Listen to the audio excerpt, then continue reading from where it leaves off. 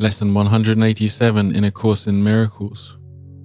I bless the world because I bless myself. No one can give unless he has. In fact, giving is the proof of having. We have made this point before. What seems to make it hard to credit is not this. No one can doubt that you must first possess what you would give.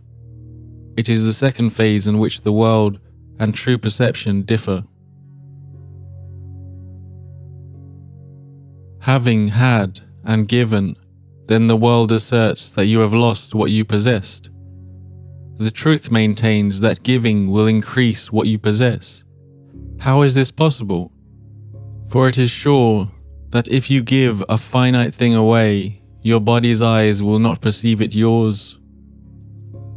Yet we have learned that things represent the thoughts which make them, and we do not lack for proof that when we give ideas away, we strengthen them in our own minds. Perhaps the form in which the thought seems to appear is changed in giving, yet it must return to him who gives. Nor can the form it takes be less acceptable. It must be more. Ideas must first belong to you before you give them. If you are to save the world, you first accept salvation for yourself. But you will not believe that this is done until you see the miracles it brings to everyone you look upon. Herein is the idea of giving clarified and given meaning. Now you can perceive that by your giving is your store increased. Protect all things you value by the act of giving them away, and you are sure that you will never lose them. What you thought you did not have is thereby proven yours. Yet value not its form, for this will change and grow unrecognizable in time, however much you try to keep it safe. No form endures. To value form is but to worship death. It is the thought behind the form of things that lives unchangeable. Give gladly.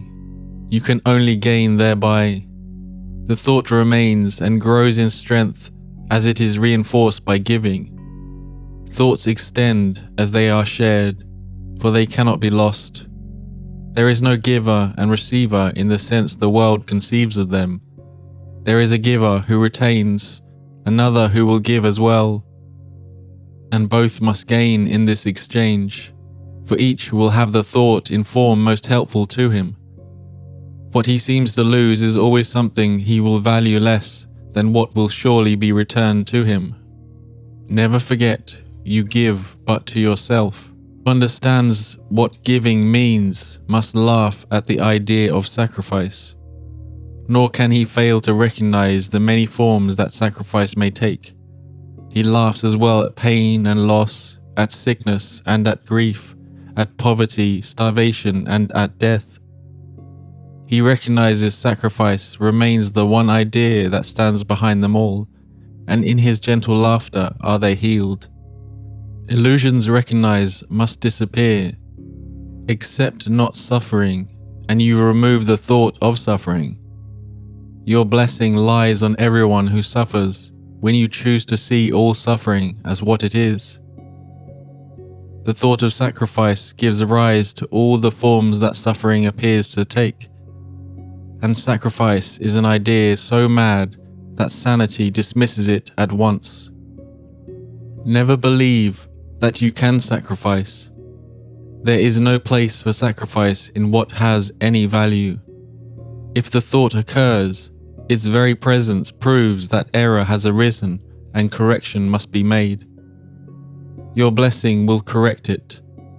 Given first to you, it now is yours to give as well. No form of sacrifice and suffering can long endure before the face of one who has forgiven and has blessed himself.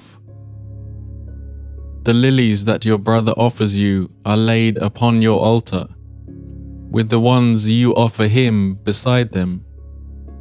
Who could fear to look upon such lovely holiness? The great delusion of the fear of God diminishes to nothingness before the purity that you will look on here. Be not afraid to look. The blessedness you will behold will take away all thought of form and leave instead the perfect gift forever there, forever to increase, forever yours, forever given away. Now are we one in thought, for fear has gone, and here before the altar to God, one Father, one Creator, and one thought, we stand together as one Son of God.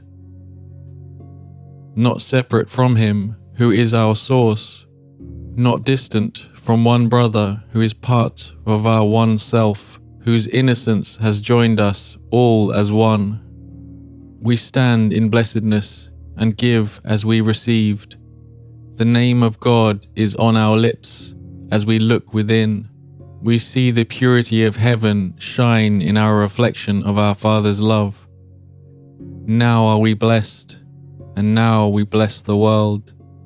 What we have looked upon we would extend, for we would see it everywhere. We would behold it shining with the grace of God in everyone. We would not have it be withheld from anything we look upon, and to ensure this holy sight is ours, we offer it to everything we see.